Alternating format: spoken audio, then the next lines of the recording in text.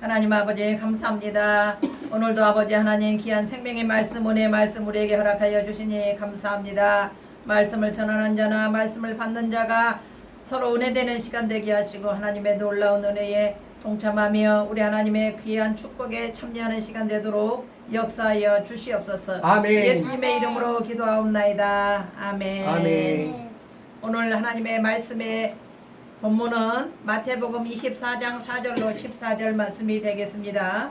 예수께서 대답하여 이르시되 너희가 사람의 미혹을 받지 않도록 주의하라. 많은 사람이 내 이름으로 와서 이르되 나는 그리스도라 하여 많은 사람을 미혹하리라. 난리와 난리 소문을 듣겠으나 너희는 삼가 두려워하지 말라. 이런 일이 있어야 하되 아직 끝은 아니니라. 민족이 민족을 나라가 나라를 대적하여 일어나겠고 곳곳에 기근과 지진이 있으리니 이 모든 것은 재난의 시작이니라. 그때에 사람들이 너희를 환난에 넘겨주겠으며 너희를 죽이리니 너희가 내 이름 때문에 모든 민족에게 미움을 받으리라. 그때에 많은 사람이 실족하게 되어 서로 잡아주고 서로 미워하겠으며 거짓 선지자가 많이 일어나 많은 사람을 미혹하겠으며 불법이 성함으로 많은 사람의 사랑이 식어지리라. 그러나 끝까지 견디는 자는 구원을 얻으리라. 이 모든 복음이 모든 민족에게 증거되기 위하여 온 세상에 전파되리니 그제야 끝이 오리라. 아멘. 오늘 하나님 말씀의 제목은 민족이 민족을 나라가 나라를 입니다. 민족이 민족을 나라가 나라를 입니다. 예수님께서는 마태복음 23장에서 서기관과 바리새인들을 책망하시고 공생의 기간의 사역을 마치셨습니다. 예수님은 마치 암탉이 새끼들을 자기 품으로 불러 모으는 것처럼 여러 번 바리새인과 서기관과 율법사들까지 품어주시려고 하셨다고 말씀하셨습니다. 하나님께서 선지자들과 그의 아들 예수 그리스도를 보내시기까지 예루살렘을 품으려고 하셨다는 사실을 분명하게 말씀해 주셨습니다.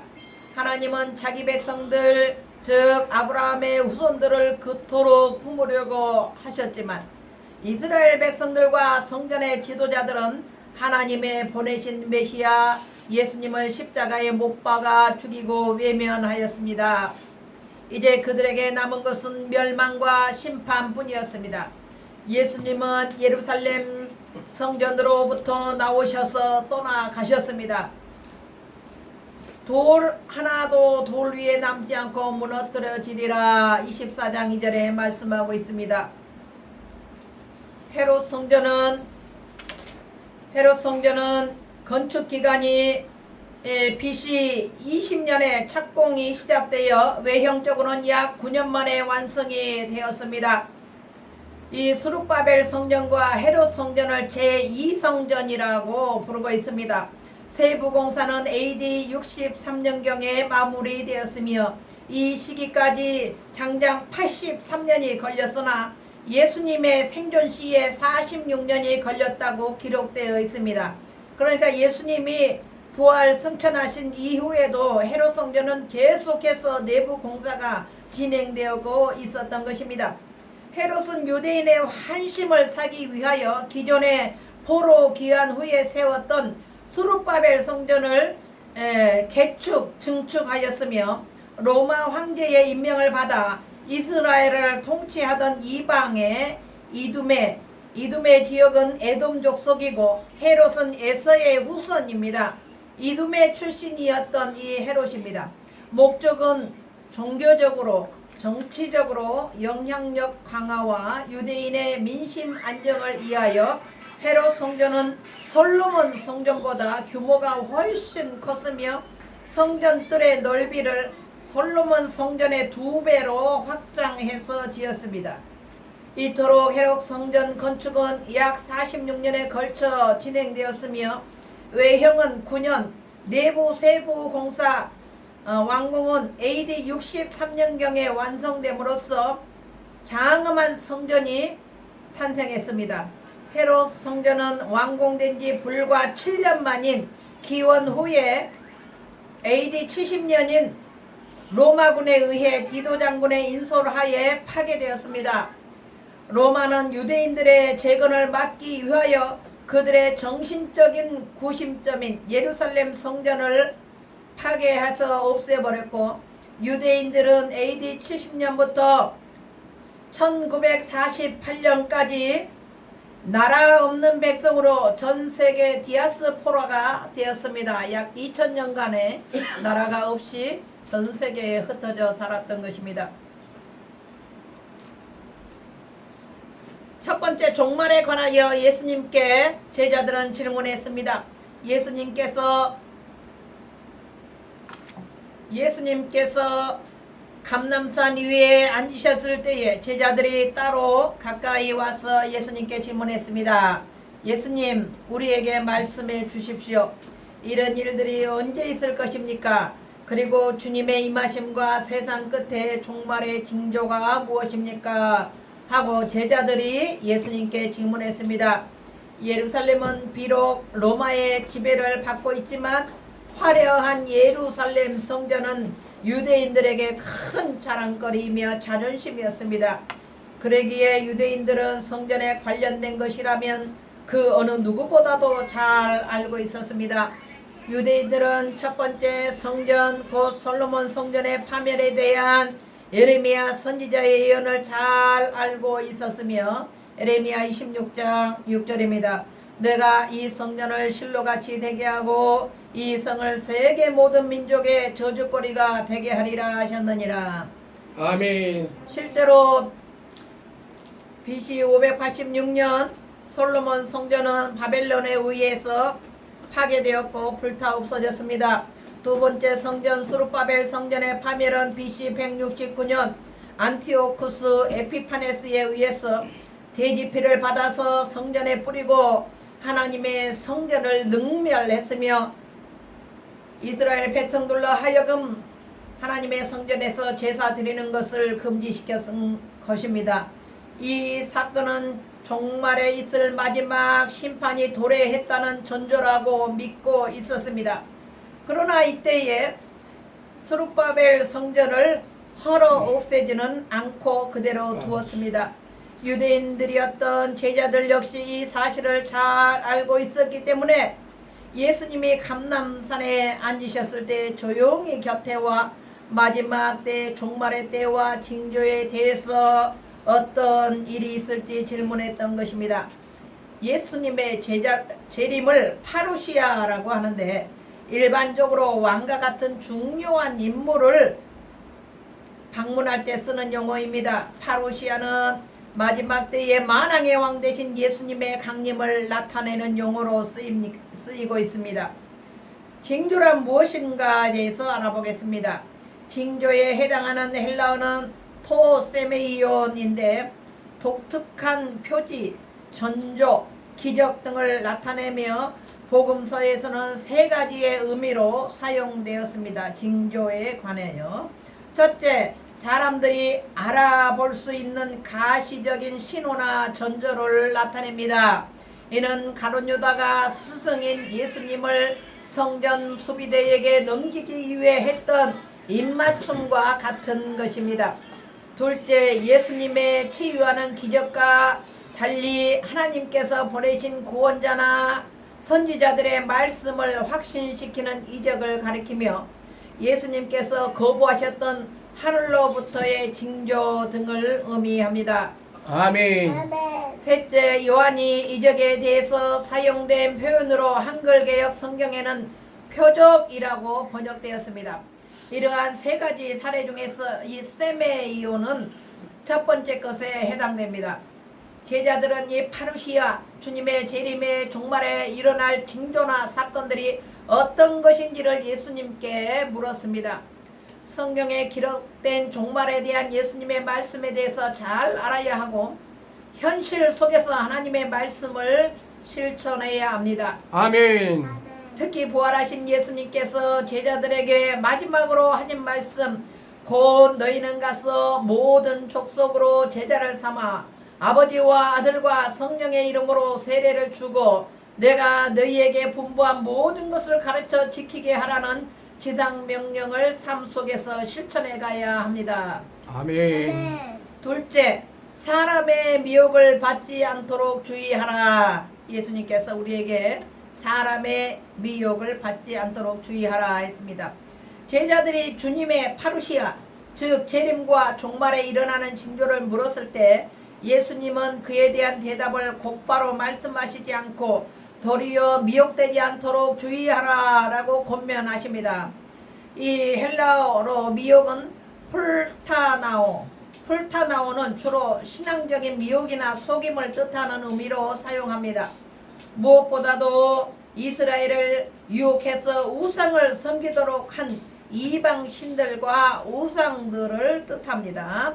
아모스 2장 4절에 여호와께서 이와 같이 말씀하시되 유다의 서너 가지 죄로 말미암아 내가 그 벌을 돌이키지 아니하리니 이는 그들이 여호와의 율법을 멸시하며 그 율례를 지키지 아니하고 그의 조상들이 따라가던 거짓 것에 미혹되었음이라 라고 말하고 있습니다. 거짓 선지자들의 미혹입니다. 에레미야 23장 32절 여호와의 말씀이니라 보라 거짓 꿈을 예언하여 이르며 거짓과 헛된 자만으로 내 백성을 미혹하게 하는 자를 내가 치리라. 내가 그들을 보내지 아니하였으며 명령하지 아니하였나니 그들은 이 백성에게 아무 유익이 없느니라. 여호와의 말씀이니라 라고 했습니다. 그 다음 신실하지 못한 왕들을 조심해라. 이 미혹 신실하지 못한 왕들 열왕기하 21장 9절입니다. 이 백성이 듣지 아니하였고 므낫세의 깸을 받고 악한 행한 것이 여호와께서 이스라엘 자손 앞에서 멸하신 여러 민족보다 더 심하였더라. 이렇게 사용되었습니다.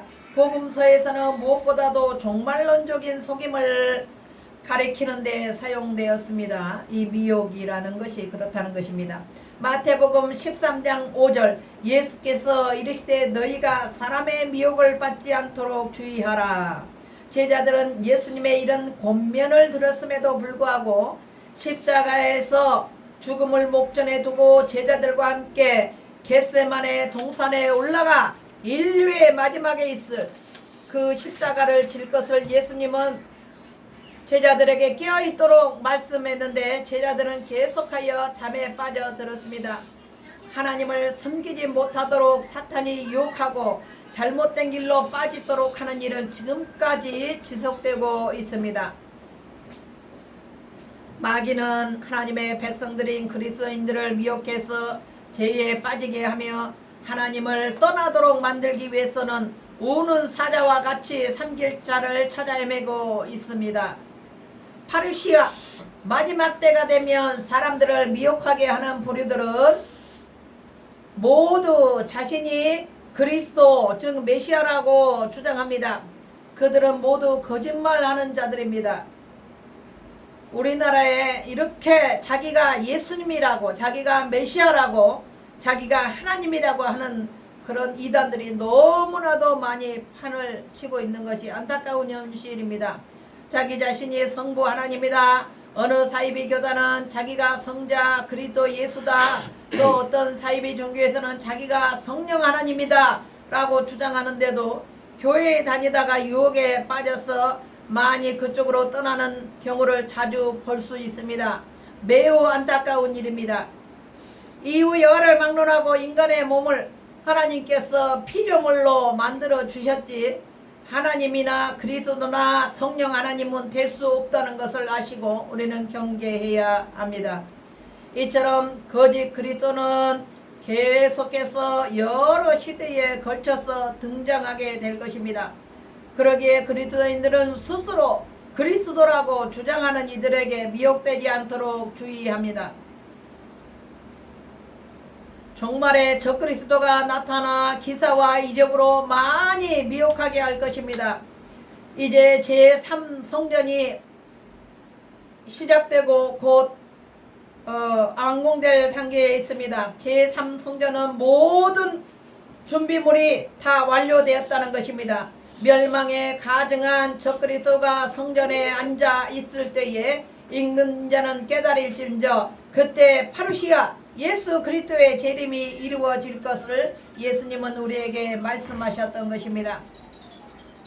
세 번째, 전쟁의 소문이 더욱 많아질 것입니다. 24장 6절 난리와 난리의 소문입니다. 원문을 직접적으로 번역하게 되면 24장 6절의 말씀을 번역합니다. 너희는 전쟁들과 전쟁들의 소문을 듣게 될 것이다. 너희는 주목하라. 너희는 두려워 말라. 왜냐하면 그것이 일어나야 하기 때문이다. 그러나 아직 그 끝은 아니다 입니다. 세상에서 벌어지는 일들에는 하나님의 절대적인 주권이 들어있습니다. 전쟁과 전쟁 소문은 하나님의 주권 아래에서 이루어지는 일들로서 일어날 수밖에 없습니다. 주님께서 이 말씀을 하신 것은 이미 2000년 전이기에 이 시대에는 주님께서 재림하실 파루시라의 시기가 매우 임박했음을 알아야 합니다. 세상은 끝이 아니지만 전쟁과 전쟁 소문이 가까운 시일에 계속해서 있을 것입니다.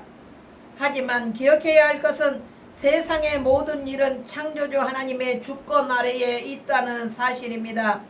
또한 하나님은 하나님의 백성된 그리스도인들의 피난처가 되시며 바위가 되시며 요새이시기 때문에 전쟁과 전쟁의 소문이 들려올 때 우리는 두려워하지 말고 기도해야 합니다.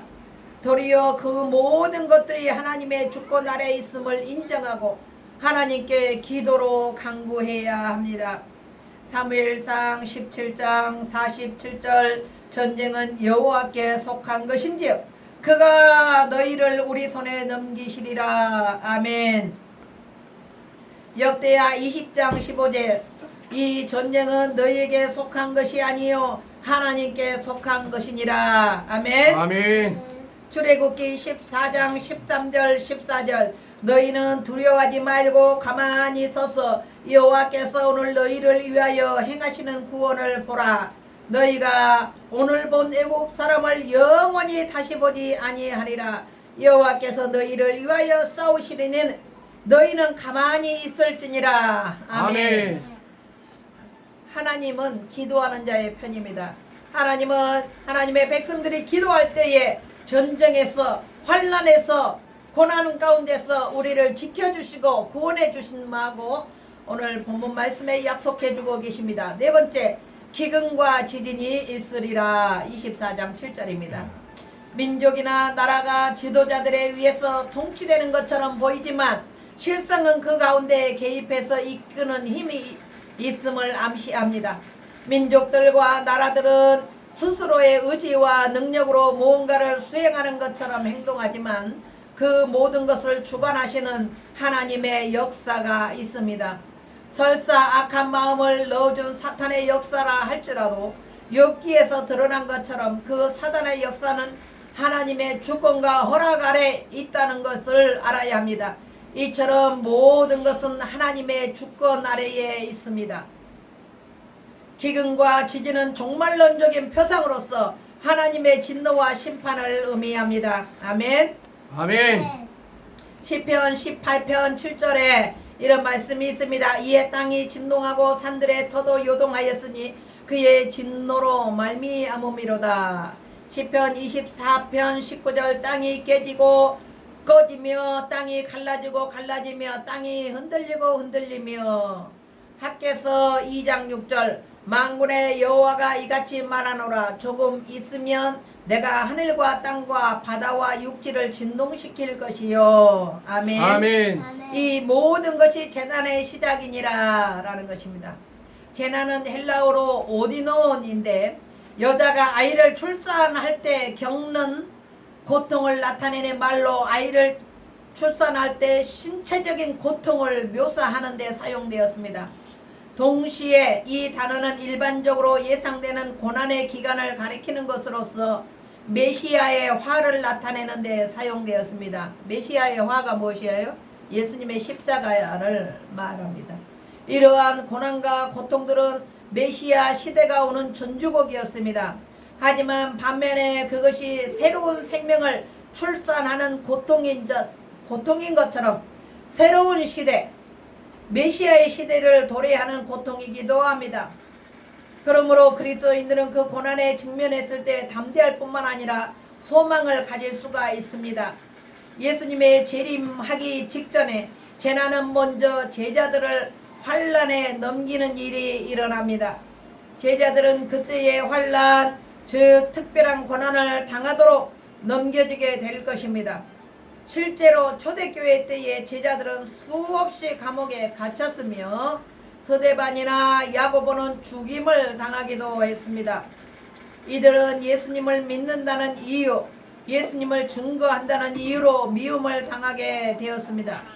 예수님은 이러한 사실을 다른 곳에서도 예언하셨습니다. 요한복음 15장 18절 세상이 너희를 미워하면 너희보다 먼저 나를 미워한 줄을 알라 라고 말씀하셨습니다. 세상이 예수님을 미워하는 것은 빛으로 오신 예수께서 자신들의 악함과 죄악을 밝히 드러낼 것을 두려워하기 때문입니다. 다섯 번째, 거짓 선지자들의 미혹입니다. 이들은 실제로 참된 선지자들처럼 큰 표적과 기사를 행해서 사람들을 미혹합니다. 그들은 양의 옷을 입고 와서 선한 척, 하나님의 선지자인 척 하지만 그들은 노략질하는 이리가 들어있어 하나님의 백성된 양들을 잡아먹으려고 하는 자들입니다. 그래서 예수님은 이미 산상수훈에서 거짓 선지자들을 주의하라고 경고하셨습니다. 거짓 선지자들의 영은 하나님께 속해 있지 않을 뿐 아니라 결국 그들은 예수님을 부인하며 멸망을 초래합니다. 참된 선지자와 그리스도인들이 맺는 열매는 큰 이적과 기사가 아니라 바로 성령의 열매입니다. 성령의 열매는 사랑, 희락, 화평, 오래 참음과 자비와 양성과 충성과 온유와 절제입니다. 갈라디아서 5장 22절 23절입니다. 아멘.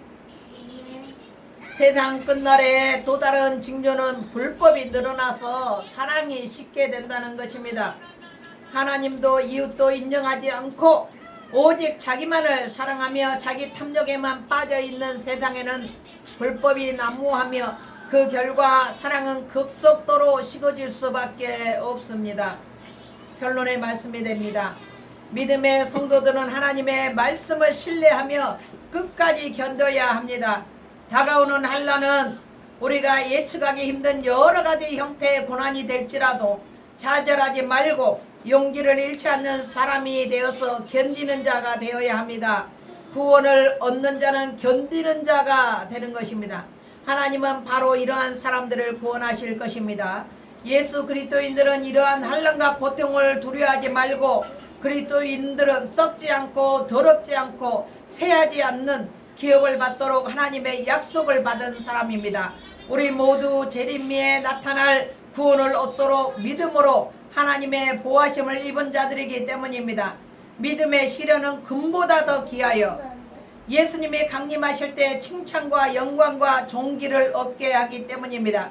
우리가 비록 고난 가운데 삶을 살고 있을지라도 상 주시는 예수님을 바라보면서 믿음으로 승리하시는 저와 여러분들이 되시기를 예수님의 이름으로 축원합니다. 아멘. 아멘. 아멘. 하나님 감사합니다. 오늘도 하나님 아버지 귀한 말씀을 우리에게 허락하여 주시니 감사합니다. 아버지 하나님 마지막 때를 살아가면서 우리는 주님의 교훈을 마음 깊이 생각하고 잘 기억하여서 우리 주님의 뜻대로 순종하며 살아가는 우리 모두가 되게 하여 주시옵소서. 이제는 우리 주 예수 그리스도의 은혜와 하나님 아버지의 극진하신 사랑하심과 성령님의 감화감동 인도 교통하심이 오늘 이 사랑하는 교회와 이 나라 민족위에 또한 유튜브 시청자들을 위해 이제로부터 영원토록 함께 계실지어다. 아멘. 아멘.